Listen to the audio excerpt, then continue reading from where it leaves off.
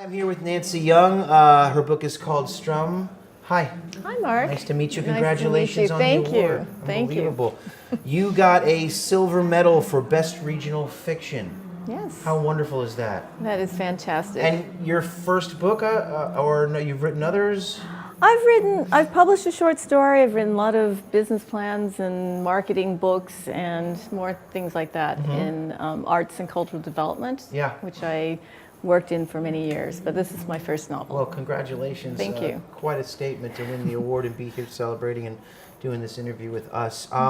Give us a little bit of the inspiration behind Strum, please.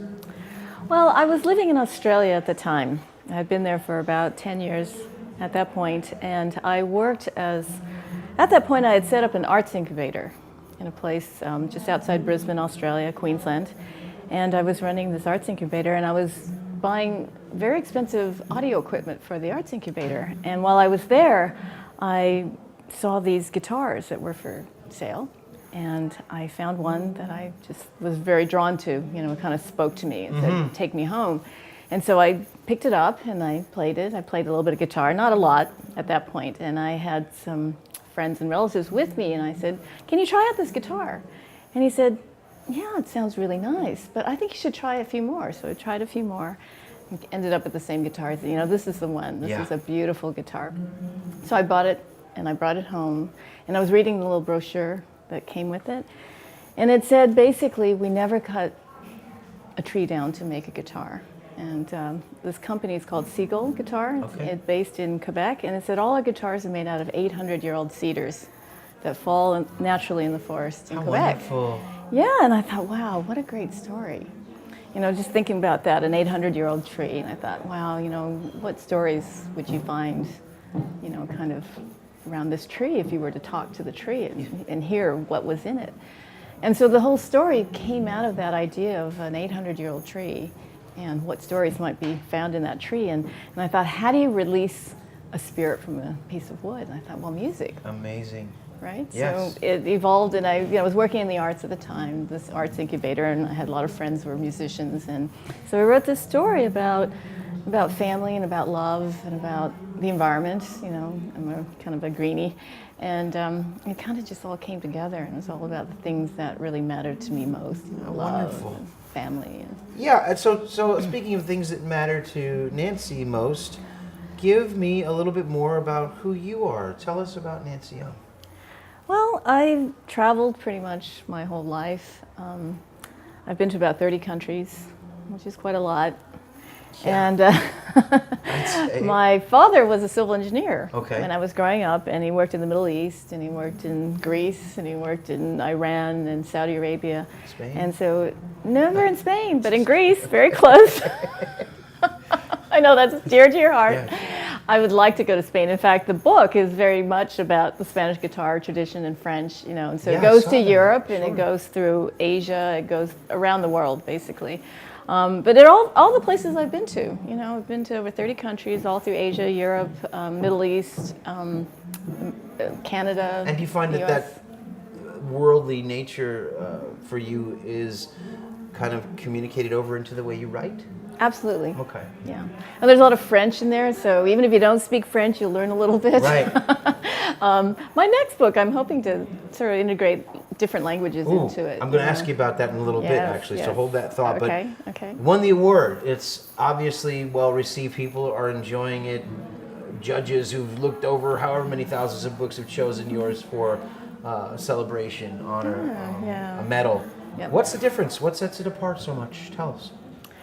Well, I studied international affairs, and I have a graduate degree from Columbia University in international economic and political development. And so I had this whole background of history and politics, and I studied wars, history, all the way back in Asia, Europe. And my first book really was about all the things that were interesting to me about the whole politics of the world, and about how people react to them. Yeah. So even when I studied international affairs, it wasn't just about the wars and the dates, and the people. It was kind of like, what were the people doing at the time? The whole mass migrations of, we were talking about, the Holocaust and whatnot, people leaving Europe, where did they go? And I was living in Australia, which was a place that a lot of people from Europe had gone to, and New York and all the places around the world. And I thought, I'm really interested in how people kind of mix and mingle. There's a lot of interracial marriages and all that. So the book is very much about that. It's about one family that's truly global. You'll find out if you read it that all the ancestors are from like all over the world. And the last character in this book is someone who's like just their ancestors are so interracial, and it goes back in time about 150 years, back to Europe, like convents in France. And that's how the book kind of evolved. It started in Quebec, which is where the guitar company was. Right. And if you know anything about that area, it has the Native American, but it's all Scottish and French and English. Very diverse. And so I went back to France, about an ancestor that came from France. And then brought it into kind of more modern times. And the French were also in Indochina, right? They were in Vietnam and all that. And so the story kind of evolves and ends up in the Vietnam War at one point in the 70s. And so you can imagine this book is very global. Yeah. And it's about all the things, and it all kind of comes together. Time together, yeah. it all comes Interesting. together. Anyone read the book, or can you give us a specific example in terms of it having an impact or having an effect on someone from the reader, from the person who's kind of consuming what you're putting out point of view? Well, everyone that's kind of come to me about the book has said how much they've learned actually about history and geography, and and to me that's kind of the biggest joy I get, that someone's learning something, because when I was an English major and I read lots of books. I read all the classics, and I was always interested kind of in what was happening at the time, and there were a couple of books that I remember reading that were set in like a particular time, like World War I or II. And one is Louis de Berniere's Captain Corelli's Mandolin, and it takes place during World War II, and it gets in the head of Mussolini. And I mean, it's a love story, right? It's a fictional love story, but it gets in the head of Mussolini himself and kind of just talks about it from that perspective.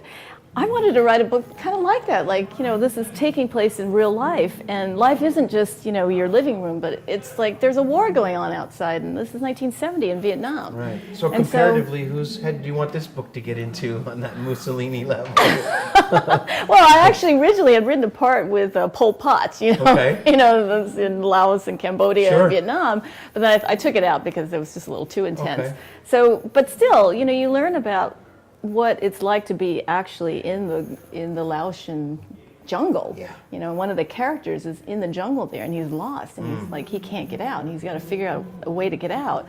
And so this book is very much about journeys, like through the forest. The first character goes through the forest, and several generations later, his great-great-grandson is like in a different forest. And he's like in Vietnam. And he's stuck there, and he's got to figure out a way. And then this napalm bomb explodes, and he's like, "Oh, what do I do?" So there's a lot of suspense in it. Sure. And there's, I spent a lot of time hiking and trekking. I trekked through Nepal and went up to Mount Everest. And so there's a scene in there of yet another journey through a forest. So there's an environmental message in there too, about the trees and how important they are, and kind of preserving history and preserving all the things that are important in our life, like love and family and ancestors and spirits. So yeah. Yeah. So you have this transcendence. You have these journeys, various journeys and through generations. Frankly, some political statements. It's very global, as you said. What's next for Nancy? Well, this award, I'm hoping, will take it to another level of possibility. It's very hard with being kind of an unknown writer. You kind of put it out there, and I never expected this award at all. I really didn't. I wrote it for myself. Well, that's the best surprise, isn't it? It is. So I'm hoping that this would be an opportunity for it to find a bigger audience. Right. you know, a major publishing company maybe could pick it up. You know, so I'm going to the book expo tomorrow. Okay, good luck in the there. next few days, and you know, I'll have copies of my book, and they say to wear the medal, and people will come up and talk to me. Hey, So that's all I can hope for. Yeah, that's great. Well, congratulations. Yeah. Pleasure to meet you. Very nice to meet you. Thank you so much for being here, and Thank we you. wish you nothing but the best with anything else that this does and any of the other further endeavors, and write some more, because obviously you're very good at it. Well, I'm hoping that this book will have actually a book 2 and 3. And this family, I think, I've really only just got to the tip of the iceberg. And I'm hoping that the whole island will reveal itself. We'll be waiting. The volcano. Waiting to read more. Thank you so much. Thank you so What much. a pleasure, Nancy. Thank you.